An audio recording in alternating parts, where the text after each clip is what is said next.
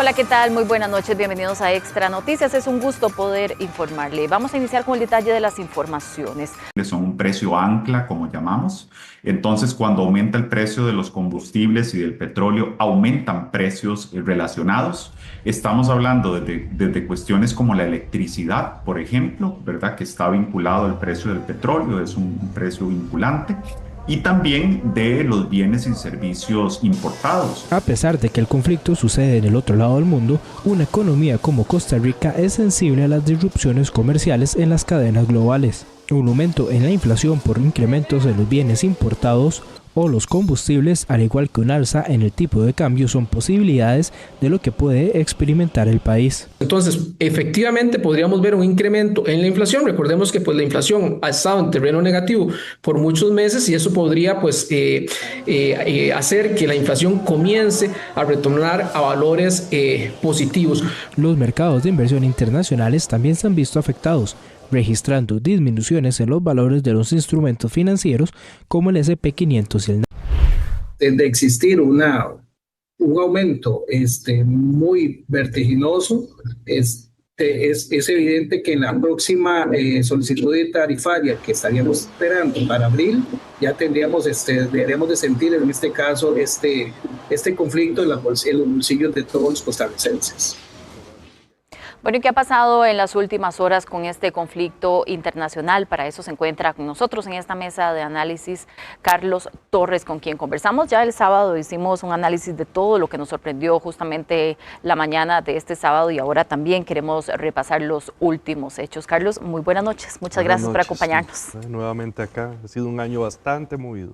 A nivel internacional, como bien lo mencionábamos el sábado, y también bastante intenso este fin de semana con lo que ha ocurrido en las últimas horas. ¿Qué podemos mencionar que ha sido relevante entre lo que vimos el sábado en esos primeros enfrentamientos y lo que ha ocurrido ahorita? Bueno, empecemos por el primer factor. Hay una confirmación de unos 35 a 42, más o menos depende del conteo, líderes iraníes que han sido, que murieron en los ataques, incluidos el expresidente Ahmadinejad, pero también el ayatollah Khamenei, que es el más importante figura y el líder supremo, adicionalmente de una gran cantidad, por lo menos 5 o 6 estamentos del aparato militar iraní.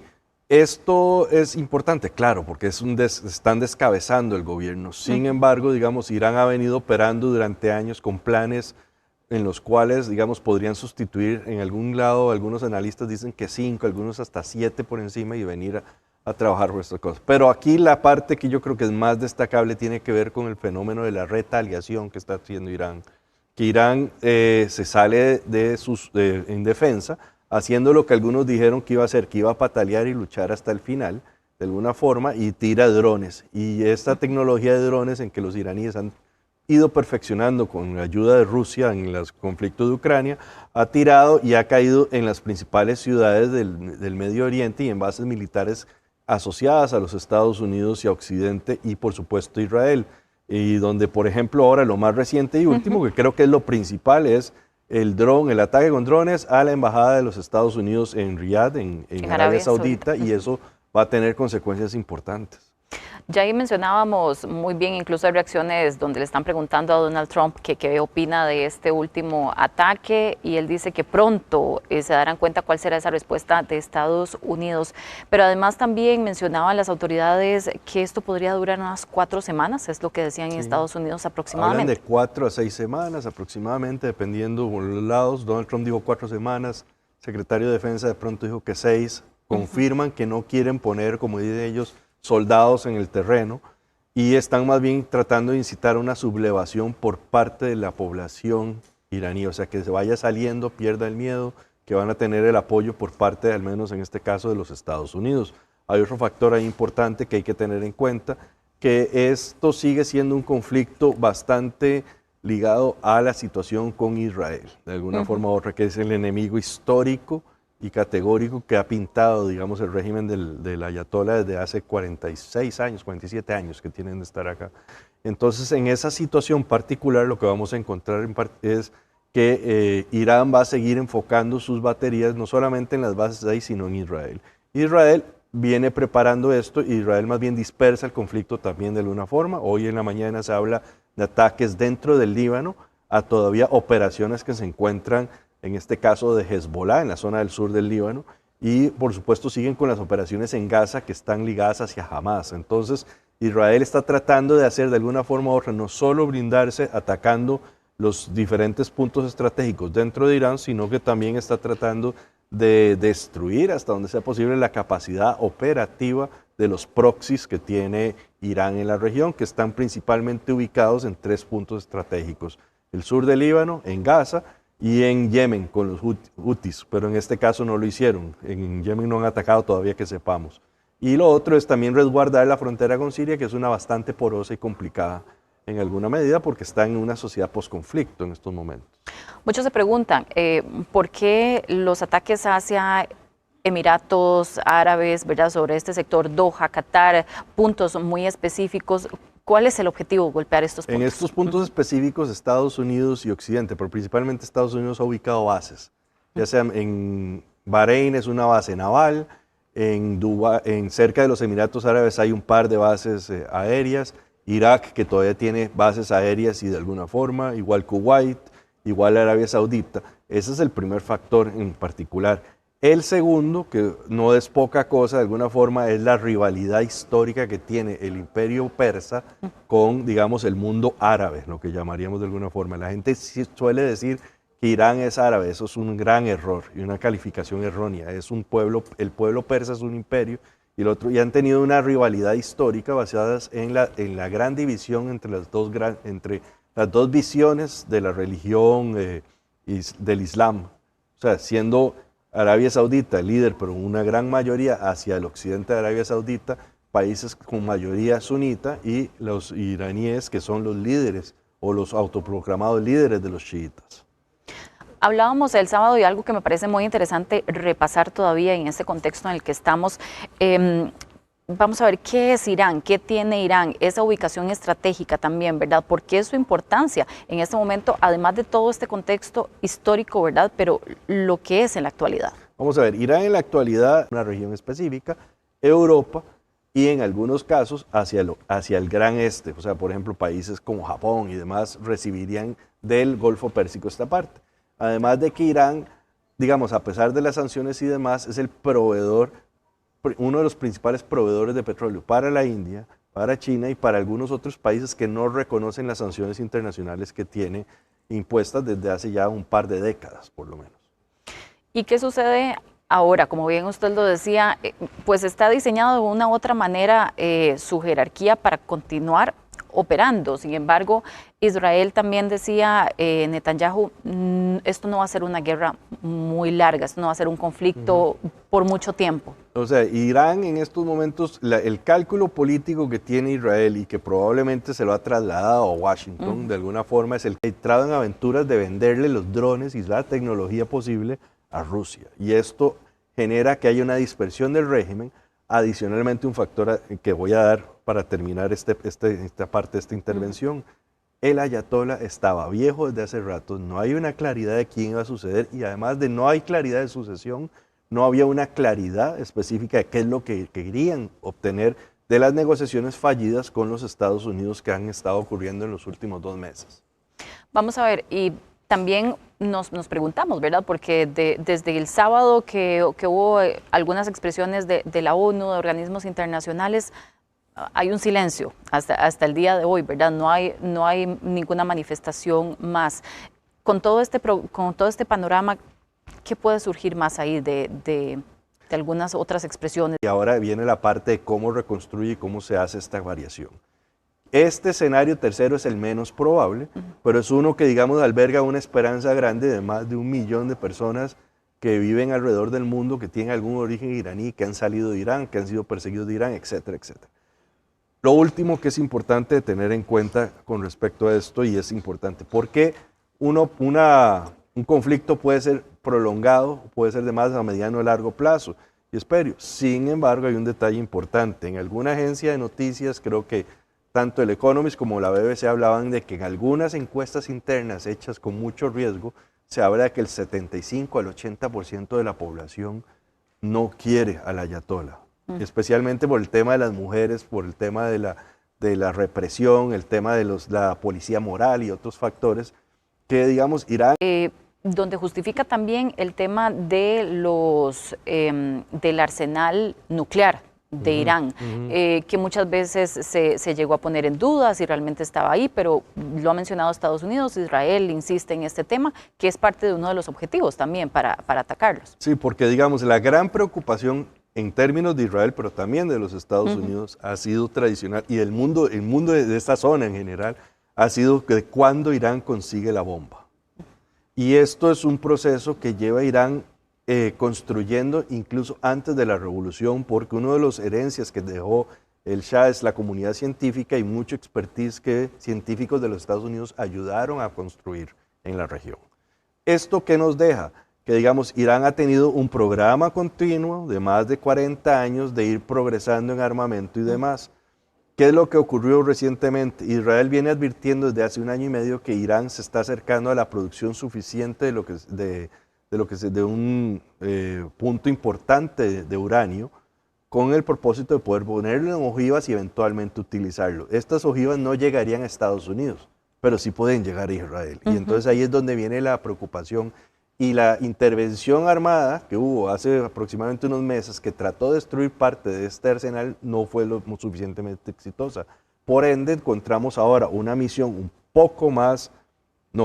suficiente más agresiva, que no solamente buscaba decapitar el régimen, sino que es destruir estas instalaciones, porque el progreso pareciera que llegó a un punto irreversible, a un punto en donde, por ejemplo, estaríamos... Ya incluso algunos analistas hablan a menos de 1 año de que, por ejemplo, Irán pudiera tener ya un misil con capacidad nuclear, y no solamente eso, sino de utilizarlo y enviarlo, por ejemplo, a su principal enemigo, que sería Israel en este caso. Hablemos ahora un poco, mencionábamos al inicio también algunas notas de esas consecuencias económicas, comerciales, pero ¿cuáles son esos otros desventajas que se vienen, digamos, al tener este conflicto en el momento en el que estamos y de prolongarse tal y como se está esperando? Bueno, mucho de lo que ya lo vimos de carácter económico es posiblemente, si esto se prolonga, habría que ver específicamente el precio de los hidrocarburos. ¿Por qué? Porque en particular, ante tener no solamente fuera el petróleo de Irán, sino que habría una dificultad de sacar, no sé, una parálisis o una disminución económica a raíz de un conflicto armado que ya se trasciende fronteras dentro de la región. Sí, y lo digo porque me llama la atención, incluso tenemos información de Procomer de que abrirá una oficina de innovación en comercio e inversión en Jerusalén, ¿verdad? Nos están comunicando el día de hoy. Sin embargo, el país también estaba negociando un tema de un tratado de libre comercio, todo ese tipo de relaciones quedan de una u otra manera a la espera de lo que suceda. Se puede seguir haciendo ese tipo de relaciones, porque el tipo de comercio que podríamos tener con Israel no necesariamente es de bienes exportables tangibles, digamos, puede haber algunas cosas, pero lo que se quiere obtener más de Israel es probablemente trabajo con empresas, cooperación y además con cosas que tengan que ver con propiedad intelectual en alguna medida. Eso, digamos, no sería algo extraño, y además, digamos, Israel ha tenido una fama histórica durante los últimos 60 años de ser esa famosa nación que ha sabido crear empresas y forjarlas y eventualmente después venderlas. Y es uno de los principales proveedores de algunas cosas que uno no se puede imaginar en ese pedacito de desierto. O sea, venden una gran cantidad, por ejemplo, de tomates. Cuando uno va ahí en un desierto dice, ¿cómo crece esta cantidad de tomates? Pero los hay, y ellos han tenido mucha innovación. Por ejemplo, tienen una gran tecnología para la administración del agua, tienen otra serie de cosas que son de mucho interés estratégico para países como estos, no solamente de tener inversión en ellos, sino de aprender. Y Estados Unidos, conversábamos también un poco de esto, cómo quedan los planes también de Estados Unidos en política internacional, que este año ha venido con bastante intensos. Hablábamos de Venezuela, hay temas con Cuba también. Este tema toma más relevancia, más importancia. Este es el tema de relevancia del momento. Tiene otra. Ahora estamos con Irán con una, está la visión de que se tenía con... En otras palabras, hay una mezcla que no tiene todavía una coherencia particular, excepto una cosa, que hay una propensión a que haya una fuerza, el uso de la fuerza como un factor. O sea, el derecho internacional y todo lo que tiene que ver para resolución de conflictos por negociación, cambian a negociación por transacción, y si no, al uso de la fuerza para el cambio específico. Y ante esta situación, es muy poco realmente lo que muchos países pueden hacer más que esperar, estar atentos, bajar el perfil y de alguna forma u otra modificar su comportamiento de tal forma de no caer en el radar complicado de esta situación. Y hay una frase interesante que escuché temprano, creo que la decía el secretario de Estado, esto no es Irak, esto es algo diferente. Ellos han hecho ese énfasis. ¿Por qué quieren hacer esa diferencia y mantener esta narrativa? Esto es vital que lo entienda la gente, porque a veces la gente, esto es Irak, esto es Vietnam, o sea, hay una tradición norteamericana que cada nuevo conflicto se compara con el anterior. Y digamos, Estados Unidos como sociedad tenía un trauma trascendental post-Vietnam, y ahora las generaciones que, digamos, estamos llegando a cierta edad, el trauma en los Estados Unidos, el trauma es Irak. ¿Y eso por qué? Porque Irak se vendió como una operación corta, una operación rápida, una operación de cambio de régimen, y no solamente eso, sino que se iba a establecer un régimen democrático. Y fue un régimen democrático que tuvo en su punto más alto unos 55.000, 60.000 soldados, luchando con diferentes imágenes complicadas y con una resistencia autóctona dentro del país que ha sido difícil de hacer. Además que fue uno de los conflictos armados más caros, más complejos, y que además salieron con el efecto contrario a lo que se esperaba. No se creó la multidemocracia plural de alguna forma. Es un régimen con algún tipo de autoritarismo ligado a los chiitas, que es curiosamente los enemigos y además más aliados a Irán que lo que ellos esperaban. Entonces, por eso es que la gran diferencia es decir, esto no es Irak, esto no es Irak. Primero, por tres cosas. Uno, no están comprometiendo soldados en el... Está todavía ocurriendo con muchísimas noticias que van y vienen de diferentes lugares, entonces estaremos conversando seguramente. Estaremos conversando, esperemos que las cosas mejoren en alguna medida. Esperamos, eso es lo que esperamos todos, que esto termine pronto. Vamos a hacer una pausa, ya regresamos con más. Gracias por continuar informándose con nosotros. Y un aumento de patrullajes conjuntos, eso es lo que pide el Ministerio de Seguridad para combatir la minería ilegal en la zona de Cruzitas. Veamos. Esa fue la conclusión a la que llegaron las autoridades costarricenses tras la reunión llevada a cabo este sábado con los representantes nicaragüenses en la zona fronteriza. Según el jerarca de seguridad Mario Zamora, el objetivo de esos patrullajes sería intercambiar información policial y darle seguimiento a las acciones de intervención fronterizas mediante reuniones bimensuales. Los acuerdos puntuales es el establecimiento de un punto focal para llevar a cabo operaciones combinadas de policía en ambos lados de la frontera que mejoren la acción policial contra los grupos de coligalleros que operan en ese lugar. Por su parte, la Cancillería afirmó que el encuentro también sirvió para evitar que las diferencias escalen a más o incluso que los delitos incrementen en esta zona de Centroamérica. Cabe destacar que desde el año 2019 las naciones no tenían una reunión por este tema. Dentro de un espíritu de diálogo constante para resolver los problemas fronterizos, tanto a Costa Rica como a Nicaragua, nos interesa que la relación fronteriza sea buena desde el punto de vista migratorio, aduanero, fitosanitario y ahora de seguridad. El próximo encuentro entre ambos países quedó pactado para el 24 de abril. Bueno, y justamente queremos ampliar más sobre este tema de Cruzitas y las nuevas medidas que han acordado las autoridades de ambos países. Para eso se encuentra con nosotros acá en Mesa de Análisis don Walter Navarro, quien es ex viceministro de Seguridad. Muchas gracias, don Walter. Muy buenas noches. Gracias. Buenas noches y muchas gracias por el espacio. Don Walter, ¿qué tan importante es y qué tanto viene a aportar esta conversación y este acuerdo de tener patrullajes en conjunto en la zona limítrofe? Bueno, yo considero que es de suma importancia y es algo que se había dejado de hacer porque debe existir una relación y una estrecha coordinación con los cuerpos de seguridad del lado de Nicaragua. Es la única manera de poder tener un mayor control, un mayor apoyo de las fuerzas de seguridad del gobierno de Nicaragua. Recordemos que Cruzitas está prácticamente casi en la guardarraya entre Nicaragua y Costa Rica con el río San Juan, el cual pertenece a Nicaragua, muy cerca y permite una navegación pues libre en todo el sentido de la palabra por parte de los nicaragüenses. Y al existir este tipo de coordinaciones, pues va a haber una alerta temprana o una persecución, lo que llamamos en la jerga policial en caliente, que va a permitir que se establezcan muchísimo mejores controles. Don Walter, y es que justamente esa, vamos a ver, esa navegación, y tal vez nos gustaría que usted nos ayude a entender esta parte, ¿verdad? Hay cierto punto en el que ya fuerza pública no tendría ese acceso, sino que tendría que hacerlo ya las autoridades nicaragüenses.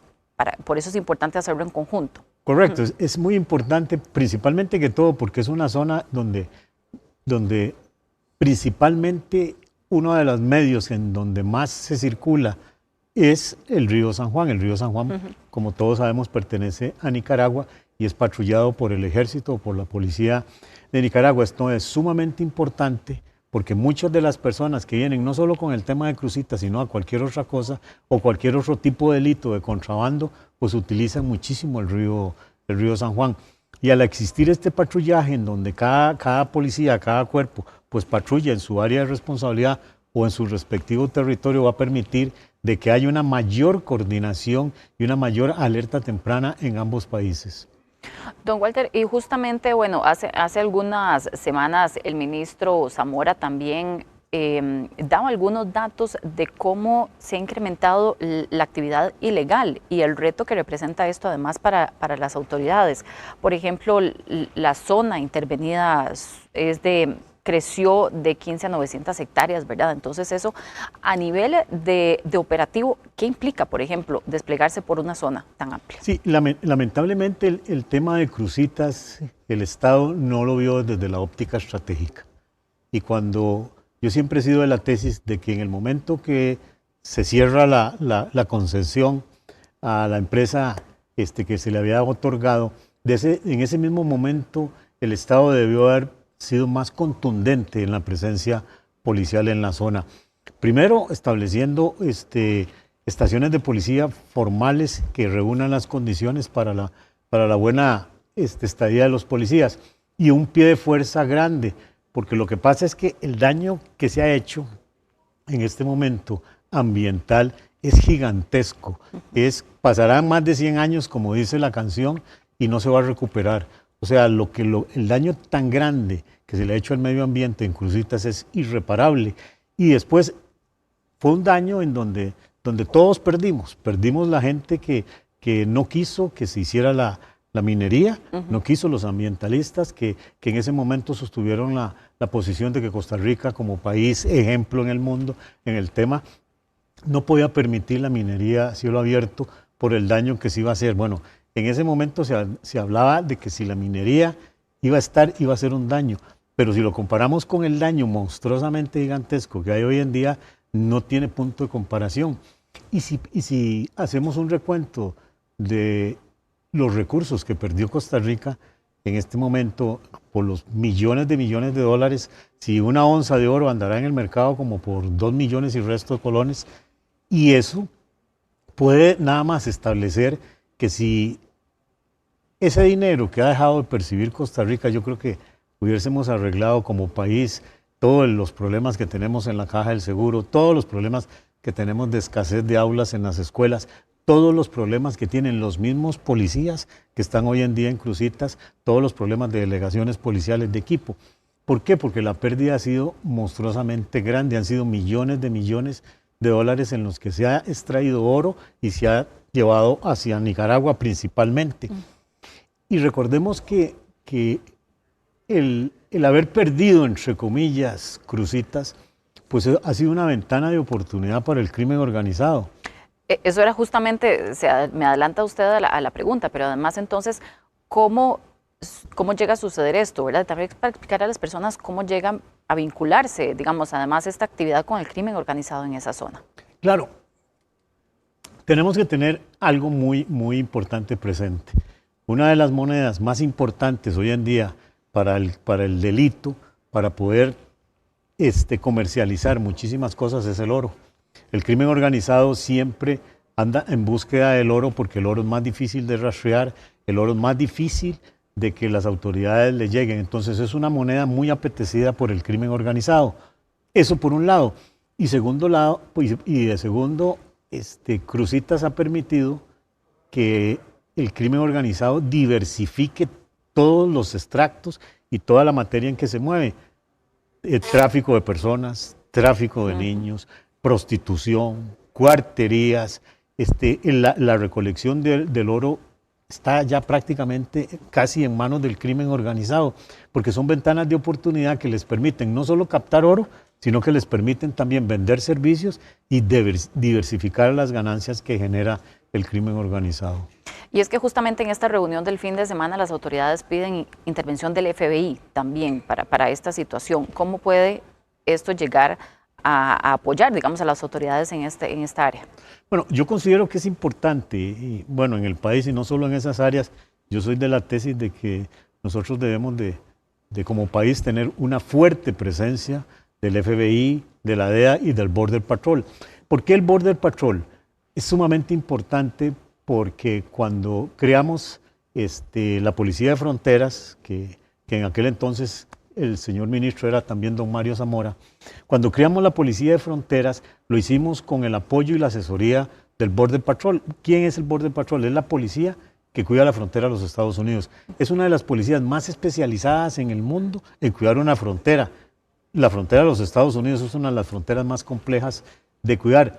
Yo siento que si tuviésemos la ayuda, el apoyo fuerte del FBI, de la DEA, porque ahí se trafica droga por montones, y del Border Patrol, que nos serviría para potencializar las capacidades y destrezas de la Policía de Fronteras, más entrenamiento, más equipamiento.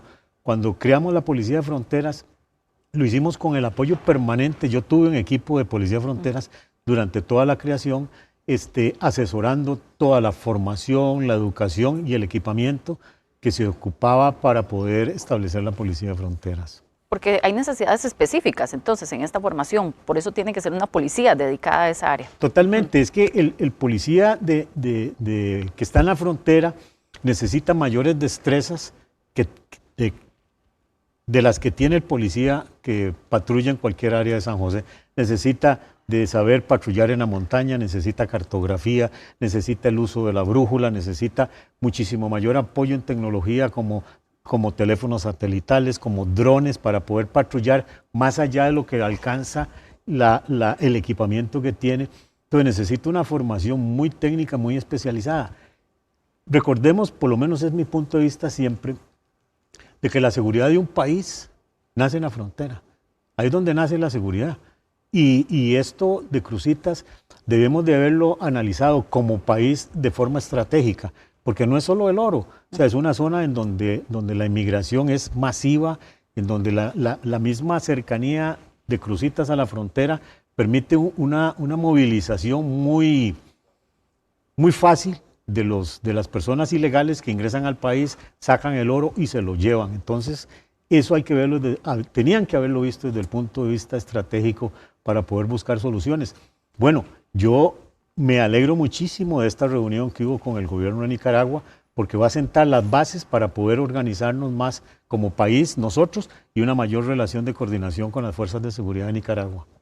Don Walter, y finalmente, entiendo un poco de lo que usted nos está indicando, puedo interpretar, por ejemplo, que es necesario un proyecto como el que está promoviendo también el ministro, que está solicitando incluso a la Asamblea Legislativa para aprobar la minería, ¿verdad?, de una manera legal, no solamente combatirlo desde el tema de seguridad, es necesario también abordarlo desde este punto de vista. Sí, totalmente. O sea, realmente el problema de Cruzitas hay que abordarlo en muchísimas áreas.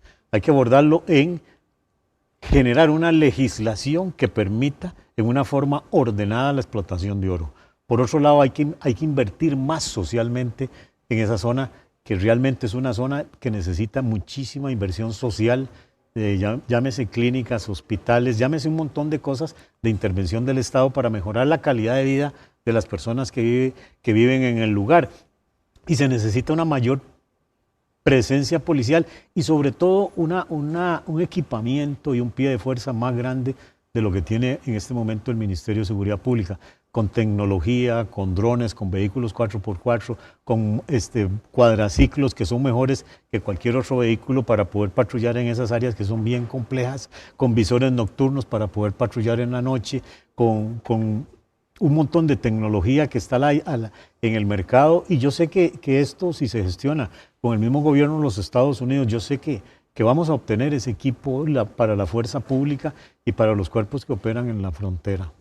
¿Qué podemos esperar para estos próximos meses? Las autoridades han quedado de reunirse para hacer una revisión, ¿verdad?, de los primeros resultados que obtengan pronto, pero ¿qué podemos esperar además del patrullaje, mayor vigilancia? ¿Qué puede favorecer en el corto plazo?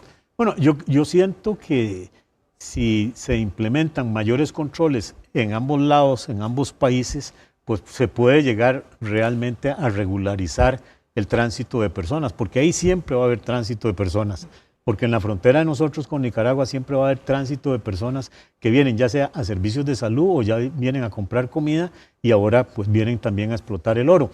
Pero si hay un control de lo que viene de Nicaragua hacia acá y hay una buena relación, principalmente que todo con la Policía de Fronteras, la Policía de Migración, que es fundamental también, yo creo que se puede esperar a que se baje un poco o haya una contención del problema que se está dando hoy en día en la frontera, pero definitivamente el país va a tener que invertir en varios aspectos, va a tener que invertir en legislación para tener una mayor fluidez y una mayor capacidad de reacción como Estado, ya sea para permitir o para controlar mejor la inmigración, va a tener que invertir más en mejorar las condiciones y establecer muchísimo más bases en la frontera y va a tener que invertir más en el pie de fuerza que hay en este momento en la frontera. Invertir, hablamos directamente de presupuesto para la fuerza pública, para el ministerio. Totalmente. ¿Por qué? Porque uno lo ve, ustedes hacen reportajes y uno lo ve, los policías literalmente se parten la espalda tratando de patrullar y tratando de salvaguardar no solo el tema de que no vengan a explotar el oro, sino a salvaguardar la integridad territorial del país. Y esos policías uno se los encuentra y los ve caminando largas distancias donde la tecnología les podría ayudar a recorrer más distancias y con equipo que no es el adecuado para estar en una zona como esa. El esfuerzo y el sacrificio que está haciendo la fuerza pública en esa zona es titánico, es sobrehumano porque son zonas de difícil acceso y con el riesgo de que hoy en día el crimen organizado ahí está sumamente armado, el crimen organizado le hace frente a la policía, el crimen organizado enfrenta con armas de grueso calibre a la policía en la zona. Entonces, definitivamente, en este momento lo más urgente es hacer una operación de contención, porque no se va a parar el problema, pero por lo menos lograr una operación de contención en la zona. Don Walter, usted que conoce y ha estado en esa zona, pierde más Costa Rica, digamos, con esta situación que Nicaragua, que ya tiene incluso empresas en esa zona, por ejemplo, haciendo explotación? Claro, en este momento Costa Rica está perdiendo por todo lado. Está perdiendo porque tiene un mayor número de migración ilegal. Está perdiendo porque deja de percibir una cantidad de millones de dólares. Está perdiendo porque el daño que se está haciendo al medio ambiente ahí es gigantesco, que con todo el dinero del mundo no se va a reponer lo que ha pasado en Cruzitas. Entonces, quien está perdiendo literalmente es Costa Rica, porque el oro, principalmente que todo, y no es que todo se va para Nicaragua, pero la mayor parte del oro o va para Nicaragua o pasa a manos del crimen organizado. Pero el Estado costarricense como Estado no está recibiendo ni un gramo de oro.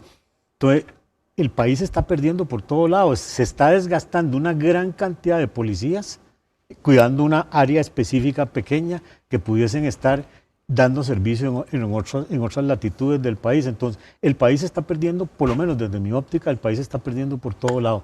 O sea, no está ganando nada, ni gana con el oro, ni gana con la inmigración porque no se contiene, ni gana con contener el daño ambiental que se está haciendo. Don Walter Navarro, ex viceministro de Seguridad, muchas gracias por acompañarnos esta noche y por supuesto por hacer este análisis con nosotros, que vamos a estar muy pendientes de lo que suceda, de lo que se den en los patrullajes y por supuesto de lo que defina el gobierno en los próximos días. Con muchísimo gusto. Gracias a ustedes y buenas noches. Muchas gracias, don Walter.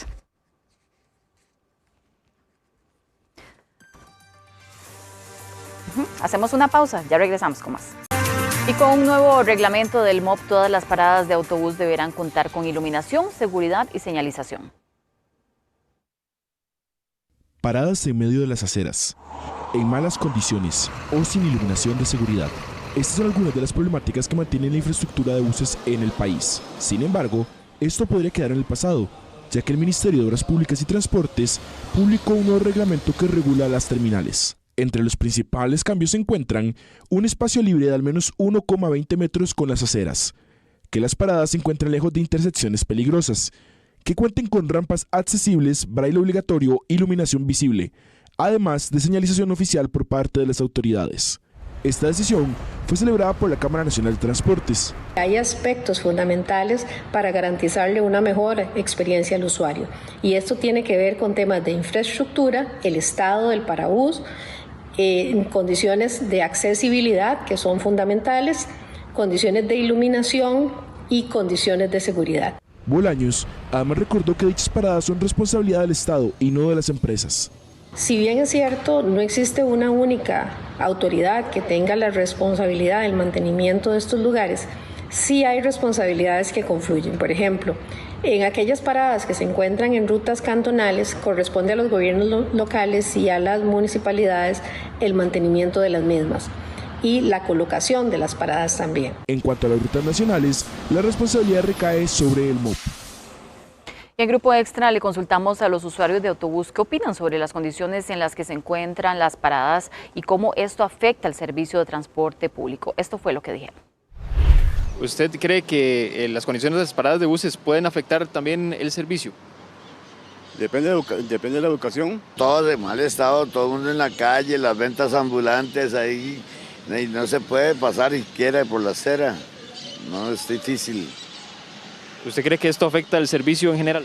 Claro que sí, claro que afecta. Porque además de que es mal servicio, todavía la gente apretujada en las aceras y en las paradas, fatal. Demasiada fila, si le sacan a uno todo, hay que tener mucho cuidado. Y la ex vicepresidenta del Fideicomiso BCR, Safi Maiti Flores, aseguró a los diputados que a la Junta Directiva se le ocultó información clave en la compra del Parque Empresarial del Pacífico. Según explicó, los directivos desconocían la existencia de obras inconclusas al momento de autorizar el millonario desembolso, así como que la empresa vendedora había adquirido el inmueble meses antes por $16 millones. Flores culpó de estas omisiones a las áreas técnicas encargadas de supervisar el proceso y señaló que el informe de auditoría revelaba aparentes irregularidades y fallas en el deber de advertencia al comité técnico. Las áreas a cargo de hacer este tipo de trabajo debieron ser transparentes, debieron avisar y alertar al comité técnico de que este parque no estaba totalmente construido. Ellos con sus acciones y omisiones de alguna forma incumplieron sus deberes.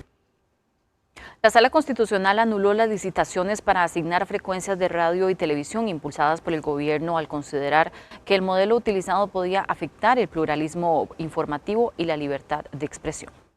La intención del gobierno por impulsar las frecuencias de radio y televisión tuvo un revés. Los procesos de licitación fueron anulados al considerarse que el modelo utilizado ponía en riesgo el pluralismo informativo y la libertad de expresión. Los magistrados informaron que el proceso priorizaba únicamente la oferta económica más alta para adjudicar las concesiones, dejando de lado otros criterios. Desde su inicio, la licitación generó críticas de distintos sectores, desde radios hasta funcionarios públicos. Luego del fallo judicial, varios diputados manifestaron su respaldo a la resolución. Nos alegramos que la Sala Constitucional echó para atrás la nefasta subasta de frecuencias de radio y televisión que pretendía hacer este gobierno. Creemos que el Poder Ejecutivo debe tomar las razones que dio la Sala Constitucional y buscar ampliar a la hora de hacer nuevamente un proceso de estos que no excluya a las emisoras pequeñas.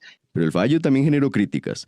Desde el oficialismo, Pilar Cisneros defendió el modelo y aseguró que el Estado lo que busca es garantizar el pago del valor real de las frecuencias. Este gobierno va a seguir empujando una ley que es de justicia, porque si las frecuencias son muy valiosas, si nos pertenecen a todos, ¿cómo es que las estaciones de radio y televisión pagan una miseria? El Ministerio de Ciencia, Innovación, Tecnología y Telecomunicaciones anunció que se pronunciará sobre el fallo en la conferencia de prensa del próximo miércoles. La resolución también instruye al Poder Ejecutivo y a las autoridades del sector de telecomunicaciones a asegurar que los servicios de radiodifusión continúen operando con normalidad.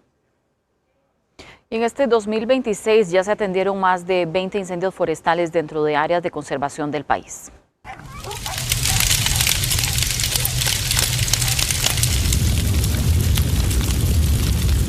El Sistema Nacional de Áreas de Conservación reportó 23 incidentes de este tipo en el país durante los primeros 2 meses del año. La afectación total de estos incendios es superior a las 532 hectáreas, principalmente en Guanacaste, reportaron las autoridades. Donde tenemos ahí el Cantón de la Cruz, Liberia, Santa Cruz, Nandayure, Carrillo. Si bien las condiciones climáticas ya han mejorado un poco, queremos hacer un llamado a la población a seguir haciendo vigilancia, a no realizar quemas, recordar que realizar fogatas dentro del espacio protegido está prohibido. Desde el Cuerpo de Bomberos hicieron un llamado a la prevención para evitar emergencias de esta índole. No lance colillas de cigarro encendidas a orilla de la carretera. Evite hacer cualquier tipo de quema en algún lote baldío.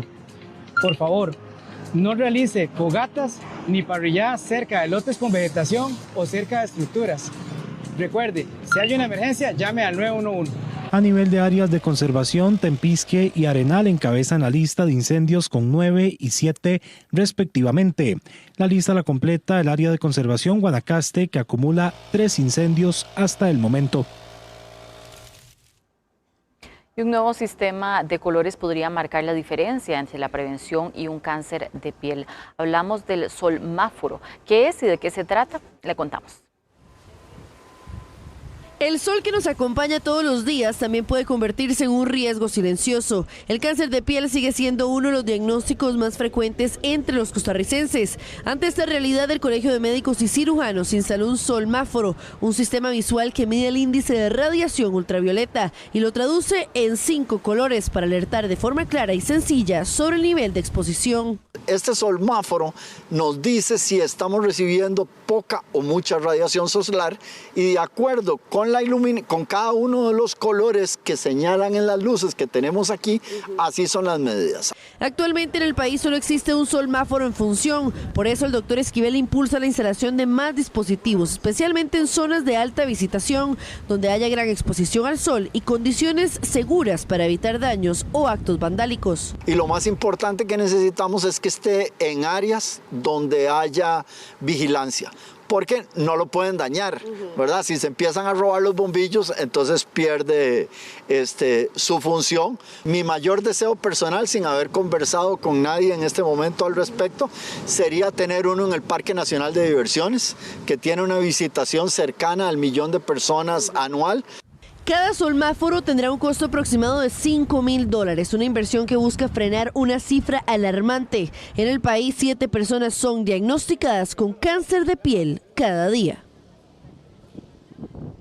Y un día como hoy, hace 43 años, la historia reporta la llegada de un papa a Costa Rica. Se trata de San Juan Pablo II, quien permaneció por 3 días en suelo tico.